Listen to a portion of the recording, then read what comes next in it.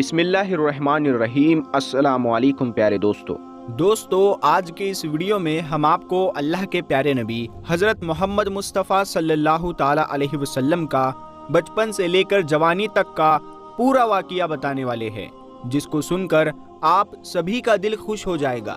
آپ اس کو آخر تک ضرور دیکھیں، اور سب سے پہلے اگر آپ کو اللہ کے پیارے نبی سے سچی محبت ہے تو آپ سچے عاشق رسول ہے، تو آپ اس ویڈیو کو دل سے ایک لائک ضرور کریں اور کمنٹ باکس میں لبیک یا رسول اللہ ضرور لکھیں۔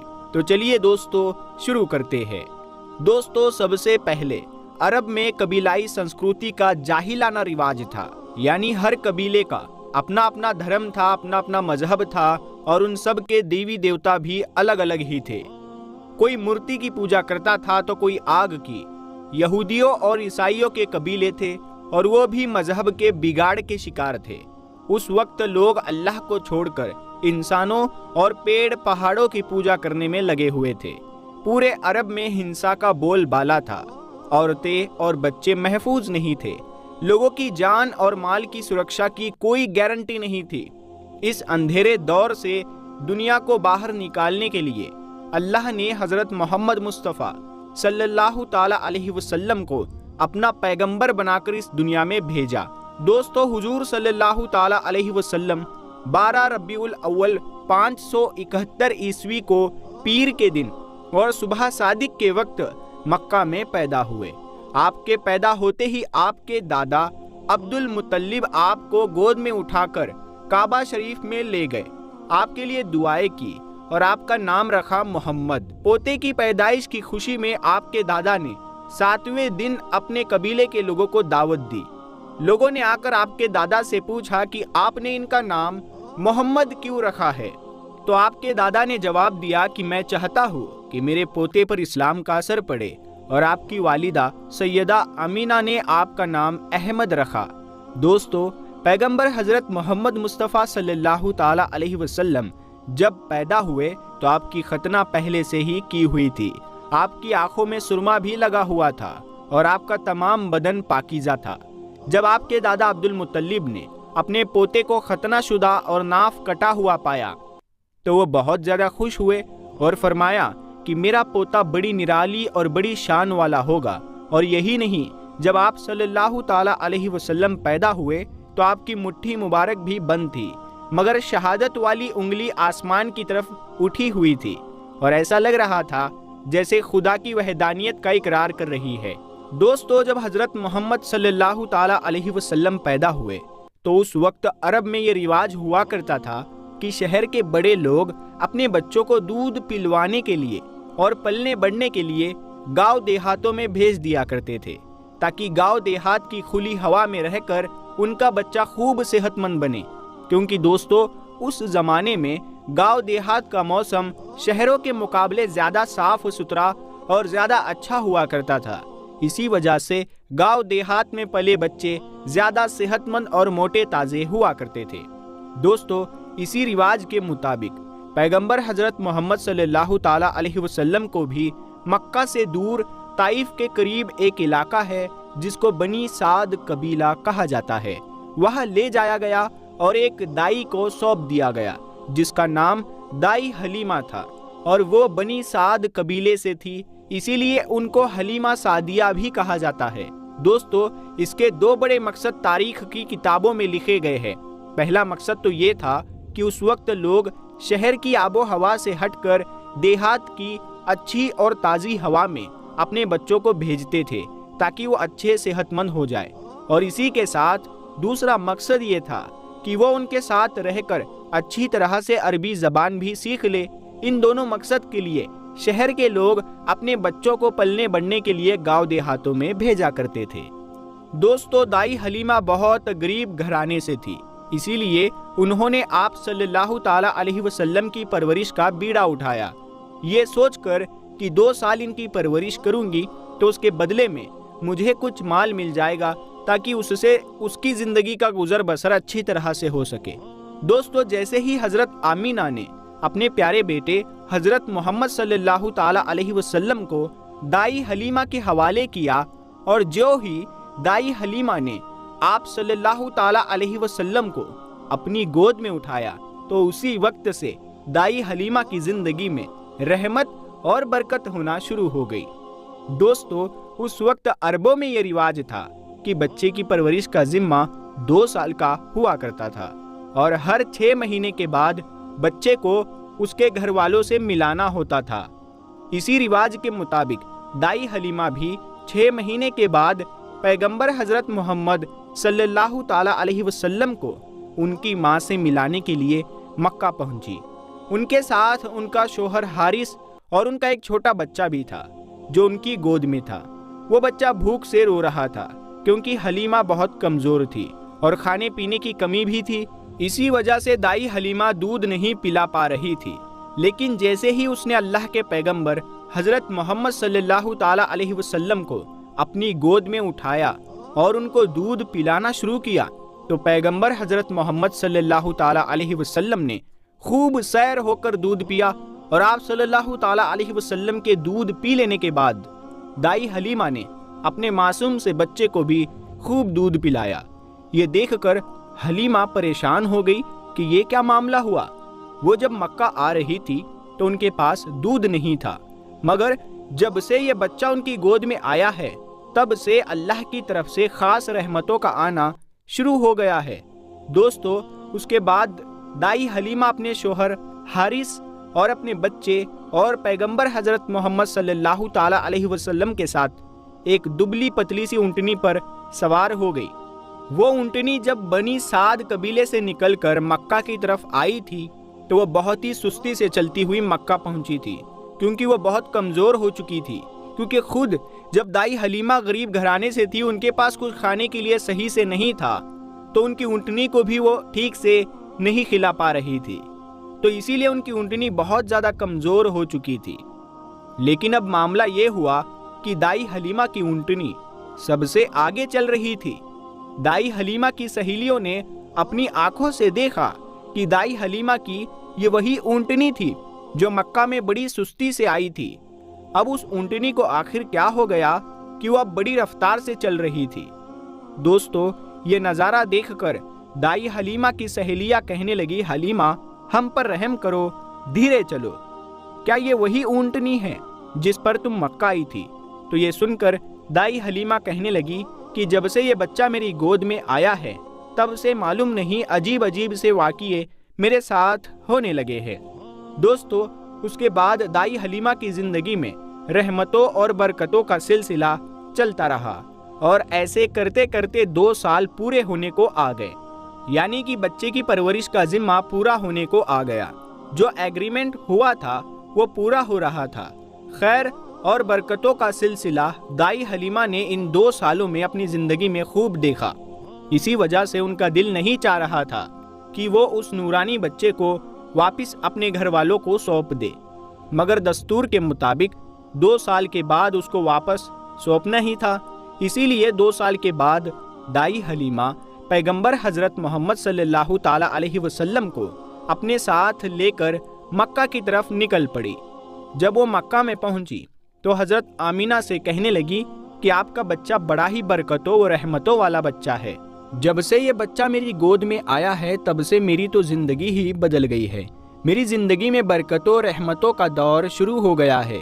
اسی لیے میری آپ سے گزارش ہے کہ آپ تھوڑے دن اس بچے کو میرے پاس رہنے دے، میں تھوڑے دن اس کی پرورش کرنا چاہتی ہوں۔ تو یہ سن کر حضرت آمینہ نے پہلے تو انکار کر دیا، مگر دائی حلیمہ کے بار بار اصرار کرنے پر حضرت آمینہ تیار ہو گئی اور کہنے لگی کہ تھوڑے دن اپنے پاس اور رکھ لو، پھر واپس آ کر مجھے دے جانا۔ اس طرح سے دائی حلیمہ آپ صلی اللہ تعالی علیہ وسلم کو واپس اپنے ساتھ لے گئی۔ دوستو، ایسا کرتے کرتے پیغمبر حضرت محمد صلی اللہ تعالی علیہ وسلم کی عمر 4 سال کی ہو گئی۔ جب آپ کی عمر 4 سال کی ہوئی تو ایک دن آپ دائی حلیمہ کے گھر کے باہر کچھ بچوں کے ساتھ کھیل رہے تھے۔ ان میں حلیمہ سعدیہ کا ایک بیٹا جو پیغمبر حضرت محمد کا دودھ شریک بھائی بھی تھا، وہ سب کھیل رہے تھے کہ اچانک آپ زمین پر گر گئے اور آپ کے چہرے اور جسم کا رنگ پوری طرح سے بدل گیا۔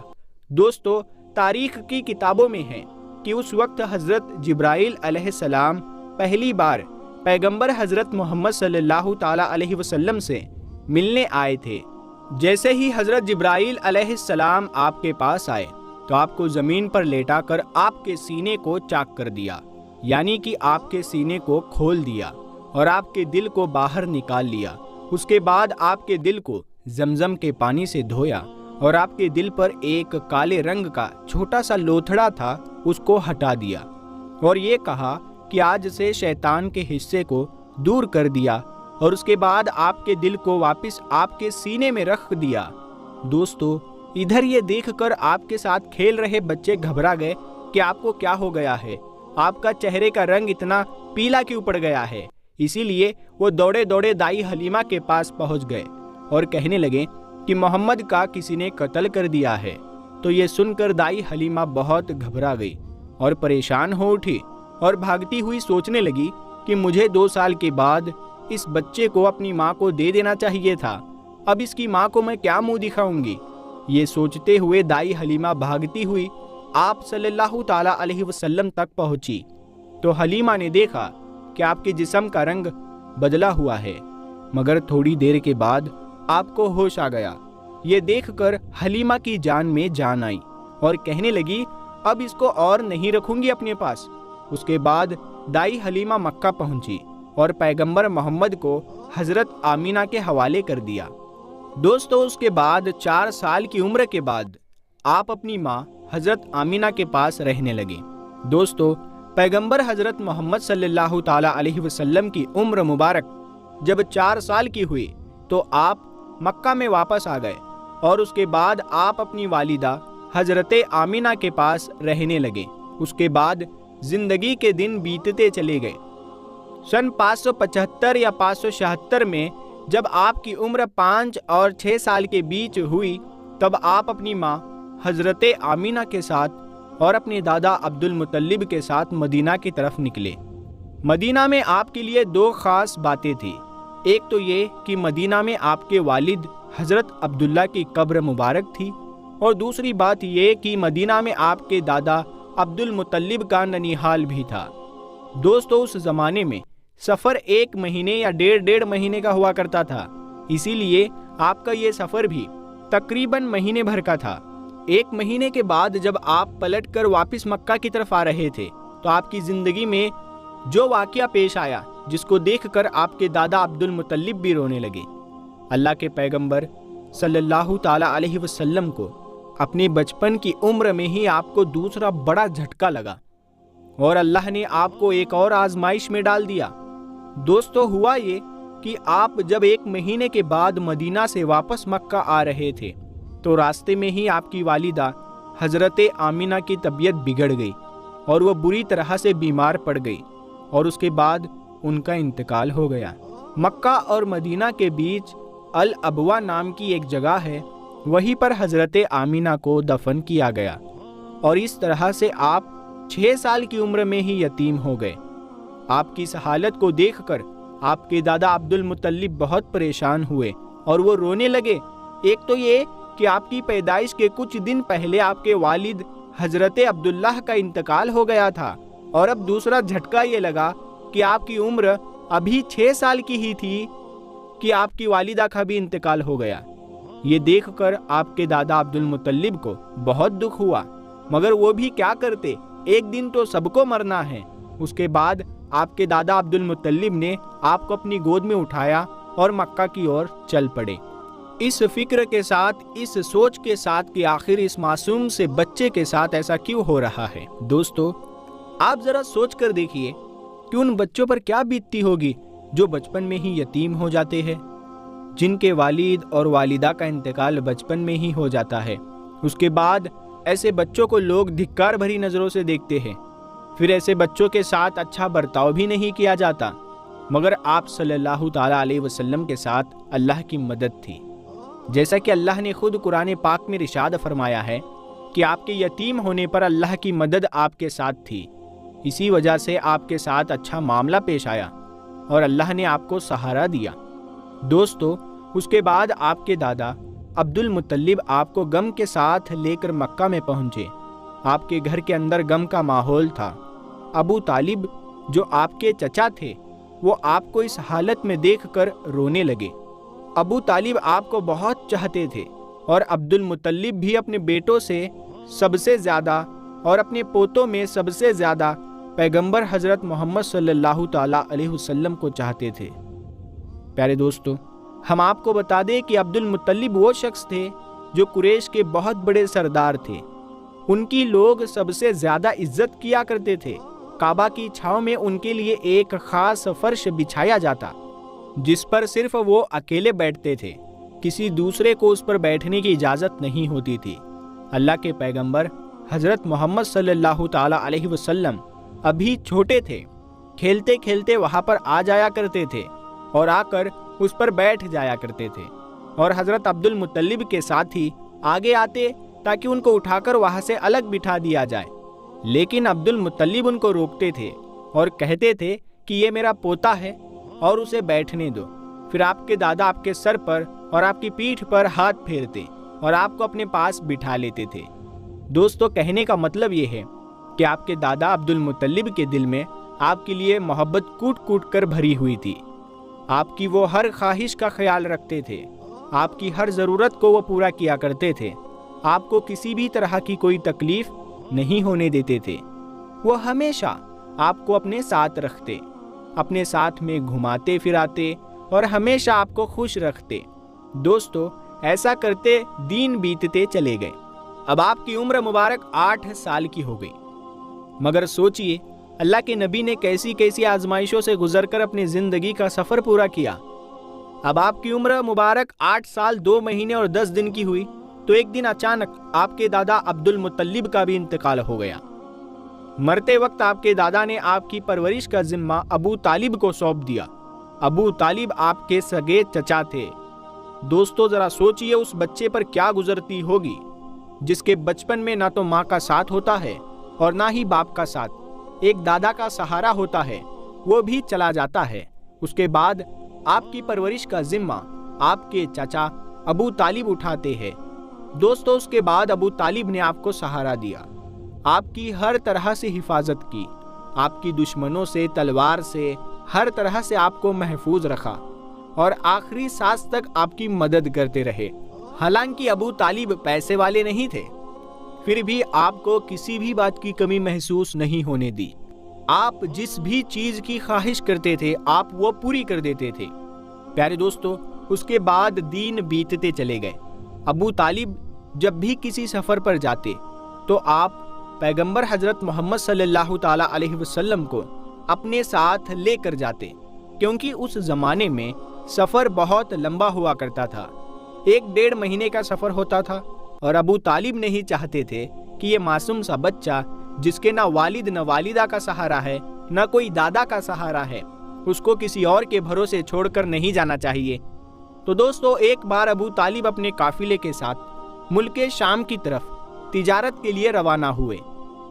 یاد رکھے، پہلے عرب میں جو لوگ تھے، خاص کر کے قریش کے لوگوں کا امپورٹ ایکسپورٹ کا بزنس تھا، یعنی کہ وہ ایک جگہ سے سامان خریدتے اور دوسری جگہ پر لے جا کر اس کو بیچ دیتے۔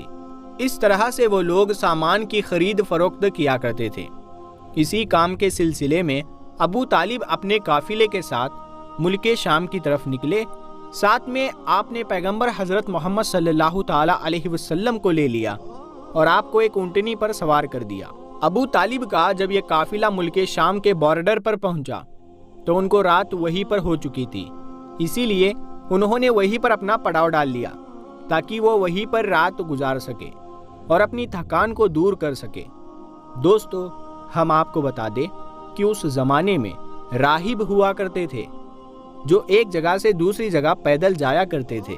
اس زمانے میں ایک عیسائی راہب تھا، یعنی کہ کرسچن راہب تھا، جو لوگوں کی رہنمائی کرتا تھا۔ وہ کبھی اپنے گھر سے باہر نہیں نکلتا تھا، یعنی کہ وہ ہمیشہ اپنے گھر کے اندر ہی رہتا تھا۔ جب اس کو کہیں جانا ہوتا تبھی وہ باہر نکلتا، لیکن جب اس کو معلوم چلا کہ ان کے سامنے کسی نے پڑاؤ ڈالا ہے تو وہ دوڑتا ہوا ان کے پاس آیا اور پیغمبر حضرت محمد صلی اللہ تعالیٰ علیہ وسلم کو لے لیا اور ابو طالب سے کہنے لگا کہ یہ بچہ सारी दुनिया का सरदार बनकर आया है। उसकी ये सारी बात सुनकर अबू तालिब हैरान हुए और पूछने लगे कि तुम्हें ये कैसे पता, तुमको किसने बताया है कि ये बच्चा सारी दुनिया का सरदार बनकर आया है?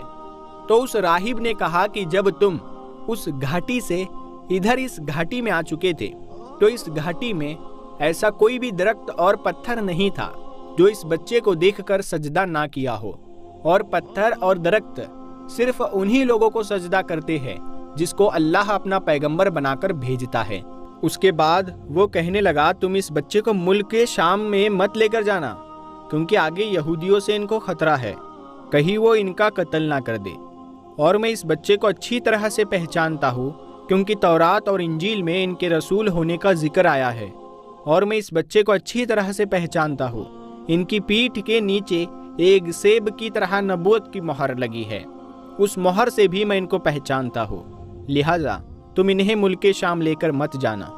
दोस्तों, अब अबू तालिब को उस राहिब की बातों पर यकीन आ चुका था कि वो जो कह रहा है बिल्कुल सच कह रहा है। उसके बाद अबू तालिब ने किसी शख्स के ज़रिए से पैगंबर मोहम्मद को वापस मक्का में पहुंचा दिया, क्योंकि अबू तालिब को अब ये मालूम चल चुका था कि ये जो बच्चा है ये कोई मामूली बच्चा नहीं है, ये बच्चा ख़ास मर्तबे वाला बच्चा है। उसके बाद अबू तालिब आपकी परवरिश और आपकी सुरक्षा के मामले में और ज़्यादा चौकन्ना हो गए और आपकी हर तरह से हिफाजत करने लगे। दोस्तों, पैगंबर हज़रत मोहम्मद सल्लल्लाहु ताला अलैहि वसल्लम की सच्चाई और ईमानदारी को देखकर एक बार हज़रत खतीजा रज़ी अल्लाह ताला अन्हा ने आपको अपना माल देकर शाम में तिजारत के लिए भेजा और साथ में अपने एक गुलाम को भी लगा दिया। अल्लाह के फजलो करम से तिजारत में खूब मुनाफा हुआ। हज़रत खदीजा के गुलाम, जिनका नाम मसीरा था, उन्होंने भी आपकी ईमानदारी और अच्छे अखलाक की खूब तारीफ़ की। ये देखकर हज़रत खदीजा आपकी तरफ माइल हुई, यानी कि हज़रत खदीजा आप सल्लल्लाहु ताला अलैहि वसल्लम से बहुत प्रभावित हुई और उसके बाद आपने खुद ही पैगंबर मोहम्मद को निकाह का पैगाम भेजा। दोस्तों, हम आपको बता दें कि हज़रत खदीजा रज़ी अल्लाह ताला अन्हा अरब में एक कामयाब बिजनेस वूमन थी और अपनी व्यापार से की हुई कमाई को हज़रत खदीजा गरीब, अनाथ, विधवा और बीमारों में बांटा करती थी। उन्होंने अनगिनत गरीब लड़कियों की शादी का खर्च भी उठाया था और इस तरह एक बेहद नेक और सबकी मदद करने वाली औरत के रूप में इस्लाम में ही नहीं बल्कि पूरी दुनिया के इतिहास में उनका बड़ा योगदान रहा है। यानी कि हज़रत खदीजा हमेशा गरीब लोगों की अनाज और कपड़ों से मदद किया करती थी। हज़रत खदीजा मूर्तियों में विश्वास नहीं करती थी और ना ही उनकी पूजा करती थी। दोस्तों, हम आपको ये भी बता दें कि हज़रत खदीजा की पैगंबर मोहम्मद के साथ शादी होने से पहले 2 शादियाँ हो चुकी थी और उनके पहले दोनों शोहरों से उन्हें बच्चे भी थे, लेकिन उनके जो शोहर थे वो दोनों भी इंतकाल कर चुके थे। इन्होंने अपना पहला निकाह अबू हाला से किया था, जिनसे इनको 2 बेटियां हुई थी, मगर उसके बाद अबू हाला यानी कि इनके पहले शोहर की मौत हो गई और उसके बाद हज़रत खदीजा ने दूसरी शादी अतीक इब्ने ज़ैद के साथ की, जिनसे इनको एक बेटी हुई, मगर ये भी थोड़े दिनों के बाद इस दुनिया से चल बसे और ये फिर से विधवा हो गई। उसके बाद अरब के बड़े बड़े ताजदारों ने, सरदारों ने खदीजा के साथ शादी की पेशकश की, मगर हज़रत खदीजा राज़ी ना हुई, यहाँ तक कि अल्लाह ने आपको पैगंबर मोहम्मद की तरफ माइल कर दिया। दोस्तों, उसके बाद हज़रत खदीजा ने पैगंबर हज़रत मोहम्मद सल्लल्लाहु ताला अलैहि वसल्लम की ईमानदारी और तिजारती सफ़र को देखकर तीसरे निकाह का पैगाम आपने खुद ही अपनी एक ख़ास सहेली, जिसका नाम नफीसा था, उसके ज़रिए आपने पैगंबर मोहम्मद के पास निकाह का पैगाम भेजा। तो पैगाम सुनकर पैगंबर हज़रत मोहम्मद सल्लल्लाहु ताला अलैहि वसल्लम ने ये कहकर इनकार कर दिया कि वो इसके बारे में सबसे पहले अपने चचा अबू तालिब और अपनी चची से बात करेंगे, उसके बाद में ही वो इसके बारे में आपको बताएंगे। दोस्तों, उसके बाद पैगंबर हज़रत मोहम्मद सल्लल्लाहु ताला अलैहि वसल्लम ने इस पैगाम के बारे में अपने चचा अबू तालिब से बात की, यानी कि उनको इस पैगाम के बारे में बताया। तो ये सुनकर आपके चचा अबू तालिब बहुत खुश हुए और निकाह करवाने के लिए राज़ी हो गए और आपको इजाज़त दे दी। आपके चचा हज़रत हमज़ा ने खदीजा के चचा अम्र बिन सऊद से रसूलुल्लाह सल्लल्लाहु ताला अलैहि वसल्लम के वली यानी कि बड़े होने की हैसियत से बातचीत की और 20 ऊँटनी महर यानी कि निकाह के वक्त औरत या बीवी को दी जाने वाली जो रकम आपकी हैसियत में हो, ये देकर आपके चचा अबू तालिब ने आपका निकाह पढ़ा दिया। दोस्तों, उसके बाद हजरत खदीजा और पैगंबर मोहम्मद सल्लल्लाहु ताला अलैहि वसल्लम के निकाह का खुतबा आपके चचा अबू तालिब ने पढ़ा। उसमें अल्लाह की हम्दो सना की गई। उसके बाद कबूल नामा हुआ और महर बयान किया गया। महर में 20 ऊँटनी लिखी गई। दोस्तों, यह मुल्क शाम की वापसी के 2 महीने के बाद की बात है। उस वक्त आपकी उम्र 25 साल थी और हजरत खदीजा की उम्र 40 साल थी। हजरत खदीजा आपकी पहली बीवी थी। हजरत खदीजा के जीते जी आपने किसी और औरत के साथ शादी नहीं की। आपकी तमाम औलादें भी इन्हीं से हुई है। सिर्फ हजरत इब्राहीम हजरत मारिया से पैदा हुए थे। दोस्तों, पैगंबर हजरत मोहम्मद सल्लल्लाहु ताला अलैहि वसल्लम और हजरत खदीजा रदी अल्लाह ताला अन्हा की औलादें ये है, यानी कि आपके औलादों के नाम ये है। पहले कासिम, फिर ज़ैनब, फिर रुकैया, फिर उम्मे कुलसुम, फिर फातिमा और फिर अब्दुल्ला। आपके तमाम लड़के बचपन में ही इंतकाल कर गए थे। अलबत्ता आधी बेटियों ने आधी नबूवत को पाया, इस्लाम लाई और हिजरत भी की, और सब की सब आपकी ज़िंदगी में ही इंतकाल कर गई। सिर्फ हजरत फातिमा रदी अल्लाह ताला अन्हा आपकी इस दुनिया से पर्दा फरमा जाने के 6 महीने के बाद इस दुनिया से रुखसत हुई। प्यारे दोस्तों, जैसा कि आपको पता है कि शादी के वक्त प्यारे नबी सल्लल्लाहु ताला अलैहि वसल्लम की उम्र मुबारक 25 थी और हजरत खदीजा की उम्र 40 थी। हजरत खदीजा अरब की अमीर तरीन खातून और ताजिरीन औरत थी। आप सल्लल्लाहु ताला अलैहि वसल्लम पर जब पहली आयत नाजिल हुई तो रसूलुल्लाह सल्लल्लाहु ताला अलैहि वसल्लम ने सबसे पहले हजरत खदीजा को बताया। इस्लाम कबूल करने वाली में हजरत खदीजा पहली खातून है, पहली औरत है। इस्लाम को फैलाने में न सिर्फ अखलाकी बल्कि माली तौर पर भी आपने बहुत